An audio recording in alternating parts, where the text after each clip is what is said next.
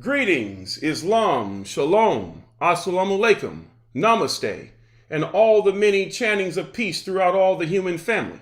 I am Brother MONKEYZ, and today we're going to do a lecture about contracts, XRP, and the age of the majority. I'll wait till some people begin to fill the room. Excuse me for one moment.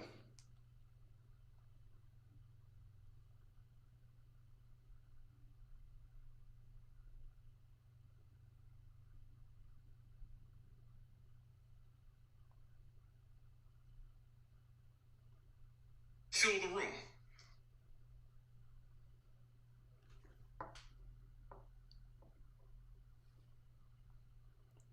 Thank you for coming out. Give me just a moment, please. I'm going to add a description.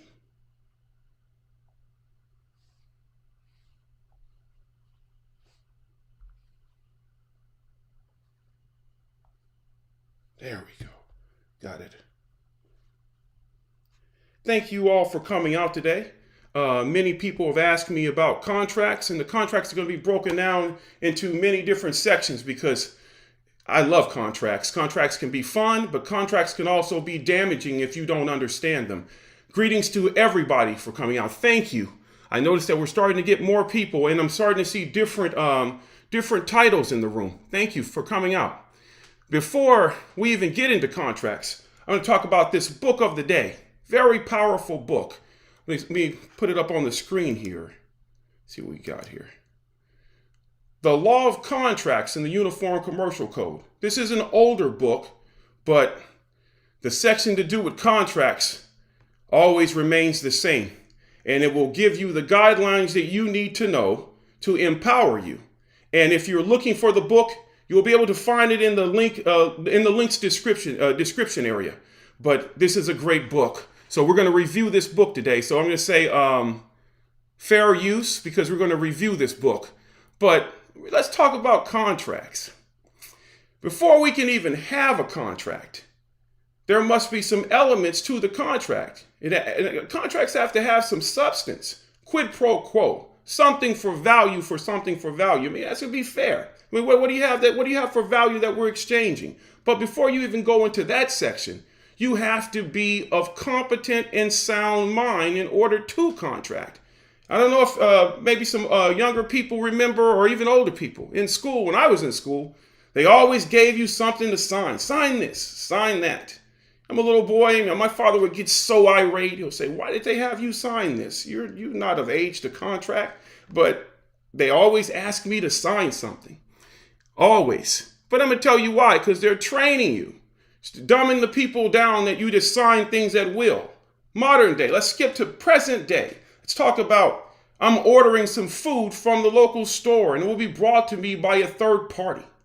When the third party arrives, you make the exchange, whatever you've already paid online, they bring out a phone for you to sign. There's nothing there for you to read. It's just a blank screen. A blank screen, and you want me to actually sign that. Well, I'm going to teach everyone in the room how to sign it correctly. Anything that you feel nervous about signing, it's a simple thing. Contracts are very powerful. We're going to get in deep today. If you know that, why would you want to sign something when you don't know what is attached to it? You don't know what's on the back, the allonge. You don't know what addendums they have attached to them. Because they could tell you to give up, your firstborn child. You don't know it, but you just signed something without understanding what it is. They have people that bring you packages. You won't get your package unless you sign this. But I can't read what that is attached to it. What am I signing here? You don't know what they're doing in the background under what you signed.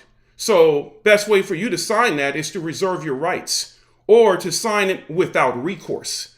That's a stipulation we all should know. Let's go further. Let's begin this. First, let's see who's in the room. Hello all. Thank you for coming out today. Oh, we're going to have fun today. I love this. Yes, 888. It says, free Kip, finally making it live. Yes. Thank you for coming out. Like I said, if anyone joins my my Twitter account, it'll send out the message to you to be here. And someone also made a great suggestion yesterday. They said that I should think about possibly doing some type of Zoom live so we can have it more private to us. That way no one interferes with what we have going on and we can really go in. But let's begin. Before you can even contract, you have to be of competent and sound mind. I told that story in the beginning about the schools having little children sign things because they're training them to just sign anything. Sign anything. They don't want you to think before you sign something. That's another reason why they want to get rid of things and make it a paperless society so that you don't have the options to make stipulations. Most people don't even know that. You get something, they send you something, they say, sign here. That's calling adhesion. So they just want you to sign here. But what if you say, well, I'm willing to sign this if you are willing to waive this, or if you're willing to allow me to do this, or if you're willing to give me this. You got to think about what I'm saying here, because anything you sign your name to is a contract, and you have the right to stipulations. Don't let them tell you don't. I put stipulations on things all the time. They get a little pissed about it, but it is what it is. Let's talk about a minor. Can a minor contract? It's told you, in school, they ask us when we were in elementary school to sign things all the time. No, minors cannot contract. So let's go over who can contract and who cannot. It says, let's go over here. It says, forgive me, my vision is not the best, but we're going to figure this out. Law. See number 4 over there?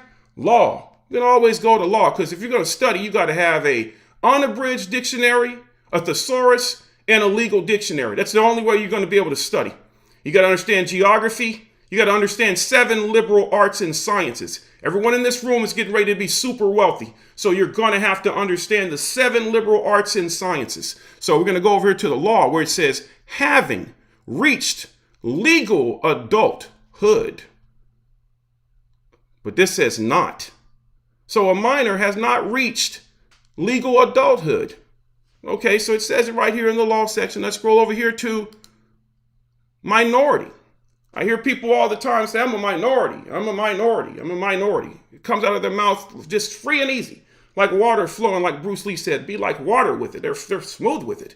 And they're absolutely are telling you out of their own mouths that they have not reached the age of competence in law. Let's go and read what it says here. It says, okay, it's fine. Where is it at? Give me just a law. Here's law again. See that right there? Law. Number 3. The state or period of being younger than the age of legal adulthood. So when everyone calls themselves minorities, they just said that they're incompetent. And they are not of legal age mentally. I'm going to do both sides. Mentally to contract. So let's go further here. We're going to read what it says, usage. And right now, right up in here, they're being sarcastic. They're being a smartass. It says usage, note. Socially speaking, you got to listen to what it says. Socially speaking. It didn't say law. It said socially speaking, which means colorable. That which is given the semblance and appearance of law without legal right. Because it just said they don't have the right to contract. So socially, that's not to do with law. We're talking about just the made up color of law. That which is given the semblance and appearance of law without legal right. Colored people. Okay, let's go further. Socially speaking. A minority is an ethnic, racial, religious, or other group having a distinctive presence within a larger society. What is the larger society? It says having a distinctive presence in the larger society. That distinctive presence is the ignorance and not understanding law in a larger society. So we're going to go over here to find out the larger society. We're going to read a little further too. Let me see what we got here. Minority. It says the state or condition of a minor. Infancy. Opposite of majority. It said opposite of the majority. Because remember what it just said over here. We go back over here. It said, so usage note, socially speaking, a minority is an ethnic, racial, religious, or other group having distinctive presence within a larger society. The larger society would be the majority. Duality of words cut like a knife. Let's go. It says, again, let me read the law section here. Number 4, law. The age at which a person is recognized as an adult by law. But they're not just talking about your age and numbers, because the majority of people call themselves minority, be in their 30s, 40s, so on and so forth. We're talking about competence. So now everyone, if you don't know, you're about to get gamed up today, because I'm going to take you to a whole nother level if you're willing to listen with this and here. We're going to go further. It says usage. When majority refers to a particular number of votes, it takes a singular verb. Her majority was 5 votes. His majority has been growing by 5% every year. When it refers to a group of persons or things that are in the majority, it may take either a singular or plural verb depending on whether the group is considered as a whole or as set of people considered individually. These are powerful things. The age of the majority.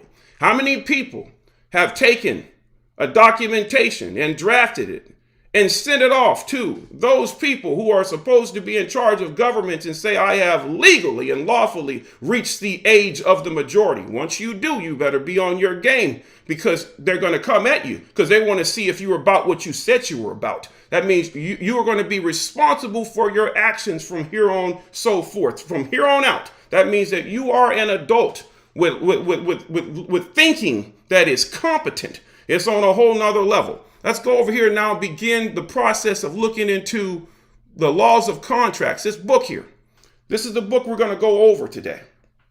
The Law of Contract and the Uniform Commercial Code. And the author is Pamela R. Tepper.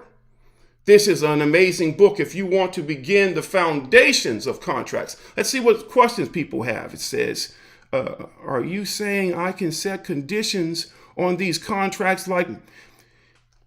You really can? They're going to move you to a private room away from other people, and they're going to play hardball with you on some things too, within reasonable nature, my friend, within reasonable nature. I'm going to be honest with you, because doesn't mean you can't do it, but they'll just cut your lights off. You get what I'm saying? So you have the right to do certain things within a reasonable nature. Straight up, within a reasonable nature. That's why they'll say, this is just how I operate. It's up to you. When they say that, we're recording you, I'm recording them too. Who said that you couldn't do that?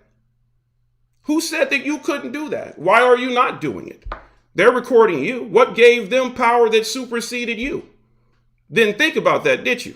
And there was a commercial years ago that says, I think it was a phone company commercial. Like, I'm recording you. I'm recording you. They got that from me because they know I was bringing it to them on a regular basis.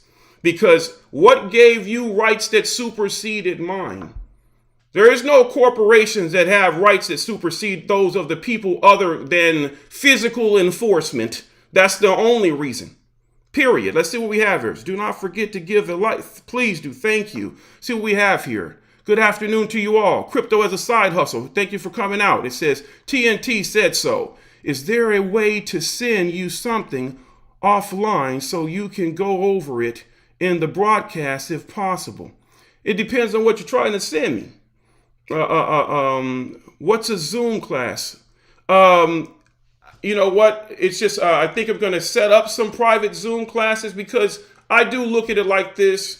Some information is not for everybody, because some people might not be sound enough mentally to use it correctly, and some people just may abuse it. There's a difference. Just because you can do something doesn't mean that you should. So I'll say it from that perspective. The more you learn, the more you'll be more calm with regard to how you carry yourself with contracts. But you always have the right to stipulations. Period. You might just say, you might, sometimes companies may try to force something on you. Have you ever ordered something from a company and when it was over with, they kept trying to charge your card without permission? Yeah, I didn't know that you can just take someone's whatever without taking them to a tribunal. I thought that you had to go through a tribunal, but you waived that right because you didn't specify it. Because as soon as they usually get documentation, they shred it anyway, because they usually are on selling that contract or that bond. So you have to be cognizant of that. You have to be able to reserve your rights on everything. They'll make it real small for you where you can't sign it, so you have to figure out how to put it on there. Always reserve your rights, because you don't always know what you're signing, especially in this digital age. You should always be knowledgeable, period. There's going to be some people pissed off because I'm talking to you about it, but you should have been taught this a long time ago anyway. period. It's there. Why is it that a corporation company should be listed or labeled as a person? Why did they label themselves as a person? So they can fraudulently take on human characteristics? What can a fictitious entity have that supersedes a human being? Nothing other than the rights that we give them. It's a fictitious entity. All corporations are fictitious entities. They do not breathe, live. They can't. They don't have any feeling. We have feelings. If I pinch you, it hurts. If I say something to you didn't like, it may hurt. But they don't have any ears to hear or eyes to see other than a board of directors that wants to control power. So I'm here today to give you at least some power back to secure your rights, because you're going to need to. Everyone in this room who's invested in these digital assets, especially XRP, is going to be extremely wealthy. And you're going to have to do what you need to do to keep it. As I said the other day, you're going to have people trying to come at you to steal from you. People are going to want to sue you for no reason. People are going to want to marry you because they just want your XRP. The list goes on, you name it. Whatever you can think of are going to be reasons why people should feel they should have what you were smart enough to invest in that they did not. It says, do not forget to give a like. Yeah, please. Let me see if it says,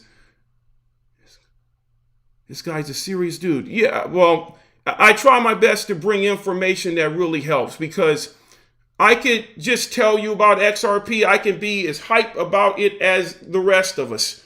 But if we don't make provisions to keep what we've built, they're going to continue to move forward to take from us what we know we have earned. Because if you held through all of the things that they threw at us, you actually have earned to be here. That's a definite. I appreciate the books you share. I appreciate sharing them. Third Eye Explosion. Thank you for that. You know what? You just won 100 XRP. So please, you know what you need to do.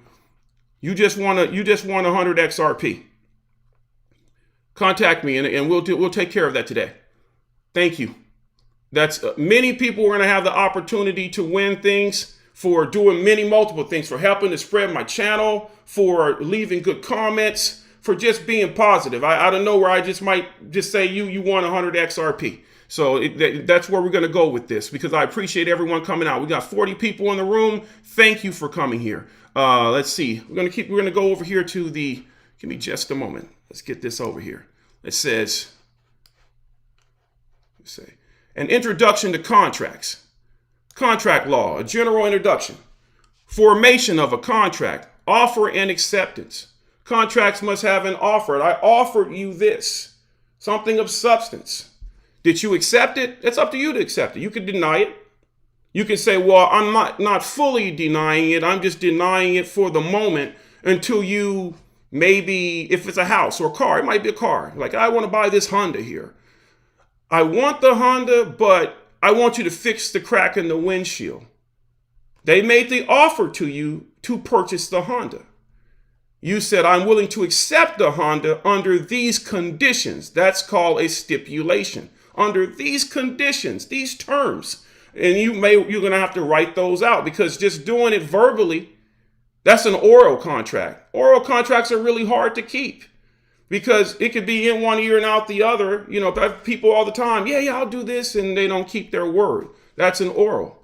Contracts are either oral, written, or implied.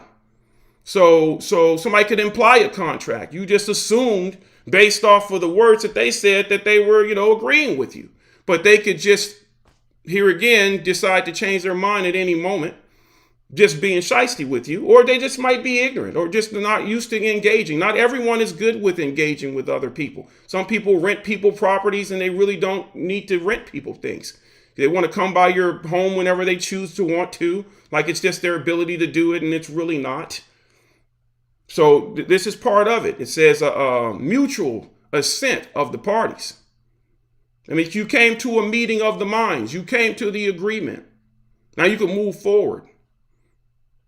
Consideration, the value for the promise. Quid pro quo. Something for value for something for value. Did you get the value of what your negotiation was about? Did you receive what you wanted? When you gave them this whatever it was you decided to give them for what they were supposed to give you, that you get it from them. Were both parties satisfied? Let's move forward, because I'm just breaking it down for you. You're probably going to have to watch this more than once. That way you can get a greater understanding. And now you're going to also understand why they want all things to be digital, because if it's all digital, it's a little bit more difficult for you to make stipulations. And then it will just be an adhesion. That means that shut the hell up and do what we told you to. You just signed this. Like mandatory arbitration contracts. Have you ever heard of that? Mandatory arbitration. Most of the time nowadays, if a person so-called purchases a house, the contract is under mandatory arbitration. That means that, I'm just going to break it down to you what it means. That means you bought something. If the builder didn't build you something worth a damn, you're going to have to go before some meeting place that usually they set up that they say is that has nothing to do with them. Come on, yeah, whatever. That's a mandatory arbitration. That means that you're never really going to get to the finance to injure them or for you to be compensated for the injury, I should say. Let's see what we have here. The persona, broad awareness. Okay, let me see. It says, definitely. Oh man. The Bible, the Quran, the Vedas, all these great books to teach you about contract law all day long. Learn about contracts and money, read Deuteronomy. Read Deuteronomy. You want to learn about law? You want to learn about jubilees and resets? Read Deuteronomy. That will break it all down for you. 7 years, your debt's forgiven, all of that. Weights and measures, read that. It'll teach you about laws of contract. I'm not even speaking about it from a religious standpoint, because I look at religion differently than other people. I feel that religion is the study of the universe and study of the stars applied. Okay, let's go further than that. A true man of God. Honestly, definitely I come to bring the good spell. I come to bring the word, the gospel, the good spell. That's what gospel means, the good spell. That means I'm coming to bring you some truth so that you're not eaten upon. So I hope that I'm doing some good here today. Just bought the book. All right, awesome. Did you use the link in the description? That helps out my channel. If you don't want to do that, no problem. I just want you to get the book. Let's see what we got here. Legality in contracts. Now that's just pretty much self-explanatory. Some things I'll leave open for you to read, because I don't want to tell you it all, because I don't want to color your thoughts. I want you to be able to read it for yourself so that you can begin your comprehension, and then we can go further than that, as in discussing it, because the having the discussion is where the power is. It says proper form of the contract, the writing. Anything that's written out in law is called a writ. W-R-I-T, a writ. When you receive something in the mail from any company, corporation, company, it's a writ. You can write them back, like a remittance. Ever seen a remittance? Has anyone ever looked up the word remit? You'll receive, like on your light bill, it'll say remittance. Yeah, they just sent you some money and you just didn't know. They just sent you some finance and you didn't know. Because we're the ones that have the value. They don't have any value. They're fictitious. So the only one bringing something to the table is us, because we labor and we gave energy to a note. A note is a debt. So they give us a promise. Oh, they're freezing me a little bit. So a note is significant to a debt. A promissory note, a promise to pay. That means the so-called dollar, promise to pay. So the only one bringing energy to the table would be us. So we're the only ones that have some type of power other than the physical power they willed, because we were ignorant and asleep for so long. Like I talked about kindergarten and its origins in the Prussian Empire. Let's go further here. We're going to say performance and discharge of the contract. I'm going to let you read that. Remedies in contract law. Very important. We just kind of went into it a little bit. If someone was supposed to sell you something, or the phone company promised you something, or the light company promised you something and they didn't deliver, but they got your energy through the form of a note. What's your remedy? What's your recompense? How can you go after them that they may make things at least whole again? That's very important. It says treasury, certificates of the people, the Philippine Islands. Okay. Hey, guys from London. Man, look at everyone coming out. I appreciate that. And I'm going to tell you another word most people don't know. Thesaurus. What thesaurus literally means, when you look it up, etymology-wise, it means treasure trove. That's why I said every house should have a treasure trove, a thesaurus for learning. A thesaurus means a treasure trove. A library is a treasure trove. Before they even list that before any of the money, because how could you get to this, which you are calling money, without having some type of knowledge? I'm talking about both hemispheres of the brain, not just one, both hemispheres of the brain. Everyone in this room should be working with both hemispheres of their brain, should be able to see things that other people, and you probably already are. That's why you're here. You're vibrating on that level, and I hope that, if possible, I can take you to an even higher level that you may secure that which is yours from birth, your birthrights. It says third-party contracts. I'm going to let you guys read those portions of the book, almost like going to school, and you should be looking at it that way, but the type of school that benefits you a lot more than you being taught to color by numbers. This is a little different, because you're going to have to fight with everything you got to keep what's coming to you. Because if you invested in XRP, you're about to be made very, very wealthy, and you're going to have to learn to keep it. Wealth is accrued. Wealth is accumulated. And there's always somebody out there to take what you built. Let's see what we have here. Hit the thumbs up. Please do. Thank you. Is that Clint Eastwood? All day long. Oh, man. Some of my favorite movies involve Clint Eastwood. Says, thumbs from me. Thank you. I don't want to... Yeah, church. We had church today. Church means circle. Church means circle. That's what church means. When they say church, church means circle. Etymology. So we just had a round table. That's why they always say, businessmen say, we're at the round table. Even if the table is long and square or rectangle, they still say a round table, because they came to a meeting of the minds. It's like in this contract over here, mutuality, an agreement, a meeting of the mind. You must have a meeting of the minds before you can move any further.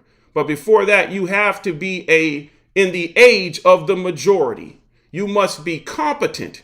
So each one of us in here today, I hope that I've at least began to start the conversation that will take you to another level. I'm going to end this video because we're hitting that almost that 30-minute mark. If you want the books or any of the other books, let me show you another book here before we go further.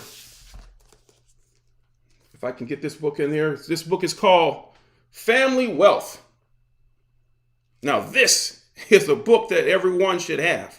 Family Wealth. You could also find its link in the description of where to get it. It says James E. Hughes Jr. Now, you can find this author on a documentary by a man named Jamie Johnson, who is a member of the Johnson & Johnson family. Many people were angry at Jamie Johnson for doing a documentary called Born Rich, but it was a great documentary.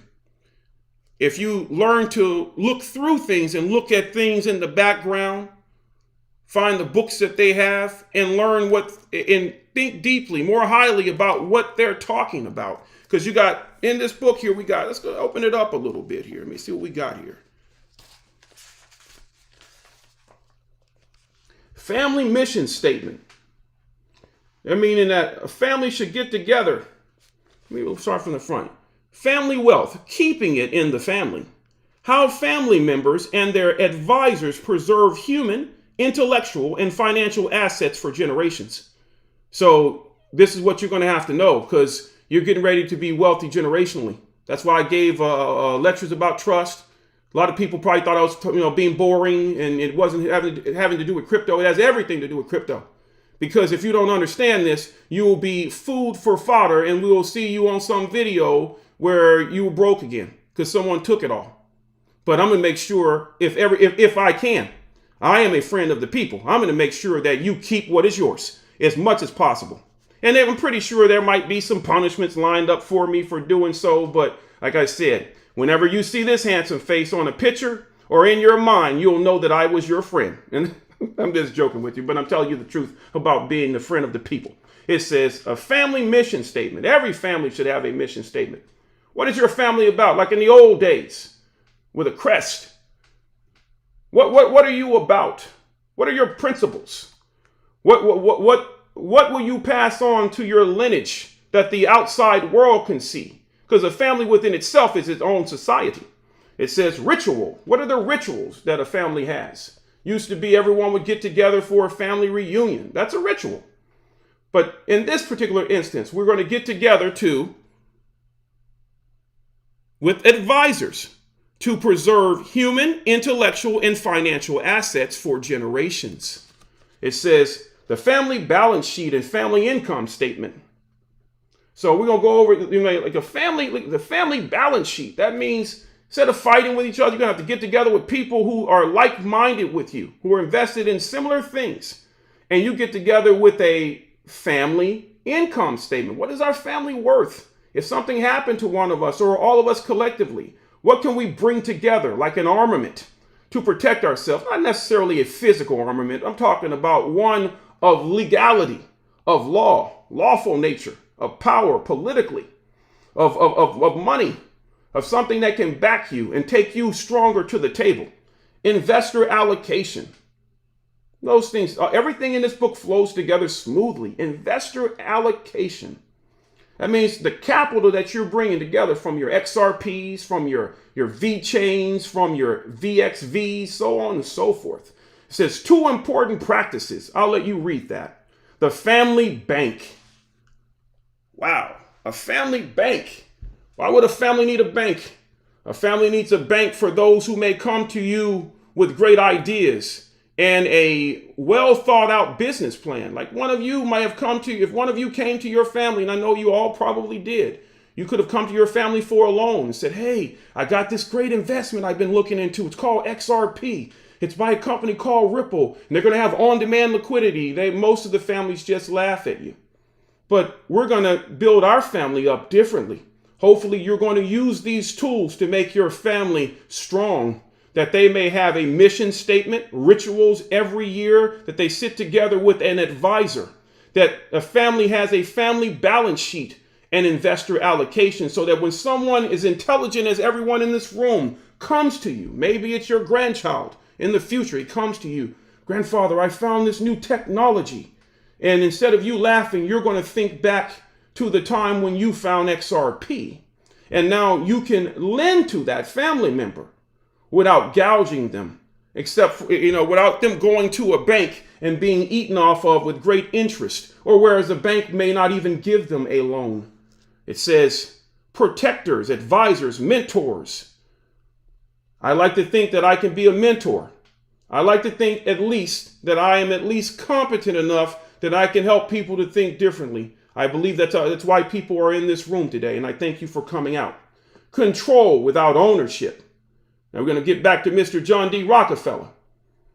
Own nothing but control everything. Learning the powers of trust and foundations. Let's get this money and keep it and do good with it for the betterment of our family. Because if you are building structure in society with principles and mission statements, that means that we're heading somewhere as a collective society. Aggregation. It says beneficiaries. Who are those who receive the benefit of all that you have built? As a family that gets together every year through ritual practice of trying to keep intellectual property of whatever you built. It says trustees. Everything that I talked to you about, I didn't necessarily learn from this book, but I've learned from years of meeting people. I've been lucky in my time, I've mentioned this before, to meet people who were billionaires, and they called themselves my friend. Some people I knew owned racetracks and lots of racehorses. Because for some reason, when you're around Western life, or like I said, I was a cowboy. I was more of a horseman. I was a cowboy when I was younger. I don't ride any horses now, but no one can take that away from me. I belled down mountainsides on horses where I could have died. And at the end of the day, at some dusty cafe, some lady poured me some food over some greasy food and eggs. and told me, you could have died today. And they're fussing at the other old cowboys around me because they took me someplace in some mountain in New Mexico where I could have slid down a bluff and died with plate rocks underneath my feet and some tarantulas in the Hondo Valley somewhere. And so when I'm telling you these stories, I'm telling you the absolute truth. I went out looking for adventure when I was young. I wound up in some beautiful places. And a mountain taught me how to ride a horse. An old horse named Nipper taught me how to ride as he kicked the crap out of me on a regular basis. As he ran me into every tree stump, tried to, if there was a branch, you have pinon trees and limbs will be broken off, because when we have a so-called holidays, people will climb the tree and they'll cut the top of the tree off instead of cutting down the whole tree, or branches will fall off. And this horse would try to run me into every torn branch there is, trying to take my eye out, my ear, and everything else. And I can look at old cowboys that have eye patches and ears missing. But I wanted to be there, and it led me to a lot of knowledge, because when you're by racetracks and horses, you're going to be by money and lots of knowledge. And more of a simple knowledge in understanding contracts. I was lucky to live on a land grant. The majority of people in this room probably never heard of a land grant. I lived on a land grant that had everything to do with the Lincoln County War and Billy the Kid. I lived in a land grant in Lincoln County, New Mexico. That means that no taxes were paid on that property because they were lands granted from ancient times. Let's go further. It says, evaluating the next generation. In this instance, I'm going to tell you right now, that means preparing them. You should prepare them. So you should be thinking about your kids now. The wealthy think about things 100 years ahead of the time. Maybe even 200 years ahead of the time. You should be planning. Let's see what we have here. As above, so below, definitely. Says Bobby Walker's. Good morning, brother. Good morning to you. Good morning to all of you. It says, I have to go for my own family ritual dinner. Yes, of course. Thank you for coming, though. Peace to you. Thank you, New Titan 88, for today's session. I appreciate giving it to you. It says peer review and the private trust company. I'm going to stop here for now. And I hope that I have provided some powerful information for the people. And we're going to continue to do this. I hope my channel can grow so that I can continue to aid in people having a different mindset. One about growth and abundance. I am New Titan 888, Fonteus L. I appreciate everyone for coming out. Do like and subscribe. If you need any of the books that we talk about, I call these occult books, hidden science. I call that occult books of the day. You can find it in the link description below. If you need any XRP, go to nodeonboarding.io and use the swap there. If you need any XDC or any other hard to find digital assets or cryptocurrencies, or if you just need a node deployed into the cloud, please go to nodeonboarding.io. We're going to be giving out some other prizes. Third Eye Explosion. Don't forget you won today 100 XRP. We're going to be giving away other prizes. Thank you all for coming out. I'll say today, peace to all of the human family. Do all